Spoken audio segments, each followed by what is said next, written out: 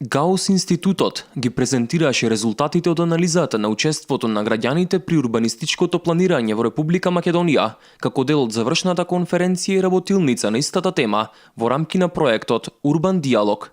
Овој проект се имплементираше во последните 12 месеци, а во истиот беа вклучени поголем број на експерти, кои на оваа тема изработија документи достапни за пошироката јавност. Од анкетата која што се спроведуваше, дојдовме од вкрстувањето на податоците од општините и од анкетата на граѓаните, дека легислативата која овозможува партиципативност на граѓаните во урбанистичкото планирање дефинитивно постои. Општините генерално се отворени за забелешките на граѓаните и ги почитуваат правните процедури. Она што недостасува тука е информираноста на граѓаните, како и нивната активност. На оваа работилница беше презентирана и нацрт верзија од насоките за поголемо вклучување на граѓаните во урбанистичкото планирање. Во рамки на документот беше анализирана моменталната состојба со учеството на граѓаните во урбанистичкото планирање, негативните аспекти, позитивните аспекти и беа понудени определени решенија кои би довеле до поголемо учество, поголема партиципација на граѓаните во урбанистичкото планирање.